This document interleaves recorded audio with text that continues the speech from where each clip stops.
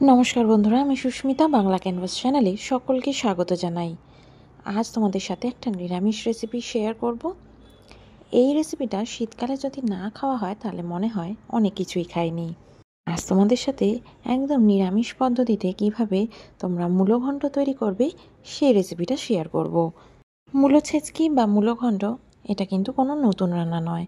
মা দিদিমারা প্রায়শই এটা বাড়িতে তৈরি করে থাকে, আর এটা বেশি খেতে ভালো লাগে শীতকালে।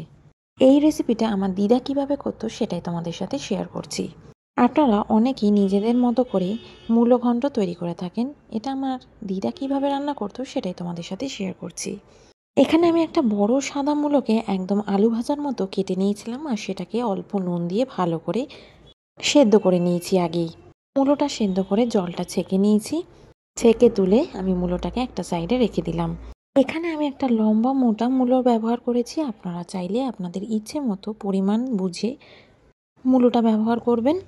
আমি আলু ভাজার মতো কেটেছি, আপনারা চাইলে গ্রেটারের সাহায্যে গ্রেটও করে নিতে পারেন, কিন্তু এইভাবে করলে বেশি স্বাদ হয়। কড়াইতে দিয়ে দিয়েছি 2 থেকে 3 চামচ মতো রিফাইন তেল, আর তাতে আমি কিছু বড়ি ভেজে তুলে নিলাম। বড়িগুলোকে একদম লো টু মিডিয়াম ফ্লেমে হালকা লালচে রং ধরিয়ে আমি ভেজে নিয়েছি।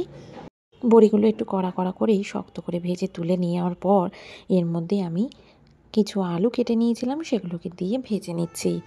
এখানে আমি 3টে আলু ছোট ছোট টুকরো করে কেটেছি, সেগুলো ভেজে নিয়েছি একদম লো টু মিডিয়াম ফ্লেমে।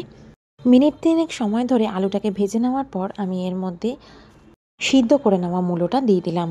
মূলো যেহেতু আগে থেকে ভাপিয়ে রেখেছিলাম, আর মূলোর যে জলটা বেরিয়েছিল সেটাও জলটা ছেঁকে একদম তুলে রেখেছিলাম, তাই মূলো থেকে বেশি জল বেরোবে না। এবার দিয়ে দিলাম এর মধ্যে কিছু ছাড়িয়ে রাখা মটরশুঁটি, আর দিয়ে দিয়েছি 3-4টে কাঁচা লঙ্কা। এবার মিনিট 3-4 সময় ধরে সব কিছুকে একসাথে মিক্স করে ভাজা ভাজা করে নিতে হবে। আলু আর মূলোটাকে এইভাবেই আমি মিক্স করে নিচ্ছি। জলটা টানিয়ে নেব আর একটু ভাজা ভাজা করে নেব। এটা খেতে কিন্তু অপূর্ব লাগে, ভাত রুটি লুচি সব কিছুর সাথে কিন্তু এটা অপূর্ব লাগে। এবার এর মধ্যে দিয়ে দিলাম পরিমাণ মতো নুন। নুনটা দিয়ে ভালো করে নাড়িয়ে চাড়িয়ে এইভাবে মিক্স করে নিচ্ছি। নুনটা একটু বুঝে ব্যবহার করবেন, কারণ মূলো যখন সেদ্ধ করেছিলাম তখনও কিন্তু নুন দিয়েছিলাম। নুন দিয়ে ভালো করে নাড়িয়ে চাড়িয়ে মিক্স করে আমি এটাকে ঢাকা দিয়ে আরও সেদ্ধ করে নিচ্ছি, যাতে আলুটাও ভালো করে নরম হয়ে যায়। 3 মিনিটের জন্য ঢাকা দিয়ে দিয়েছিলাম। এবার ঢাকাটা তুলে নিয়েছি। ঢাকাটা তুলে ভালো করে মিক্স করে এর মধ্যে ব্যবহার করলাম অল্প কাশ্মীরি লঙ্কা। এটা আমি ঝালের জন্য ব্যবহার করিনি, জাস্ট একটু কালারের জন্য। ঝালের জন্য কিন্তু আমি এখানে কাঁচা লঙ্কার ব্যবহারটাই করেছি। এবার কাশ্মীরি লঙ্কার গুঁড়োটা দিয়ে ভালো করে নাড়িয়ে চাড়িয়ে মিক্স করে নিয়ে এর মধ্যে ভাজা বড়িগুলো দিয়ে দিলাম।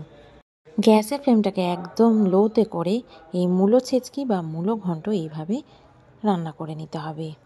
সব কিছু ভালো করে মিক্স করে নিয়েছি। এবার এর মধ্যে দিয়ে দিচ্ছি পরিমাণ মতো চিনি। চিনিটা কিন্তু অবশ্যই দেবেন। দিয়ে দিলাম এখানে 2 চামচ মতো চিনি। এটা একটা নিরামিষ রান্না, চিনি দিলে টেস্টটা বেশ ভালো হয়। চিনিটা দিয়ে ভালো করে মিক্স করে নিলাম।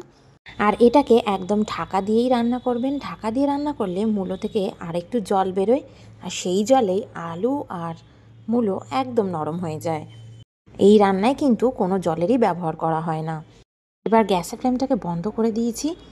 রান্না একদম কমপ্লিট, সব সুসেদ্ধ হয়ে গেছে। এবার দিয়ে দিচ্ছি ওপর থেকে কিছু কুচিয়ে রাখা ধনেপাতা। ধনেপাতা দিলে খুব সুন্দর খেতে লাগে। ধনেপাতা দিয়ে এবার ভালো করে মিশিয়ে নিচ্ছি। এবার এটাকে সার্ভ করব গরম ভাত হোক বা রুটির সাথে। সব কিছুর সাথেই এই মূলোঘণ্ট খেতে কিন্তু অসাধারণ লাগে। আর চিনি দিলে একটু মিষ্টি মিষ্টি হয়, চিনিটা কিন্তু আপনারা বুঝে দেবেন। আশা করি আমার ভিডিওটা ভালো লেগেছে। যদি ভালো লেগে থাকে অবশ্যই লাইক করবেন, চ্যানেলে নতুন হলে সাবস্ক্রাইব করবেন, পাশে থাকা বেল আইকনটা অবশ্যই প্রেস করবেন নতুন ভিডিওর আপডেটসের জন্য। আপনারা খুব ভালো থাকবেন, সুস্থ থাকবেন, সাবধানে থাকবেন।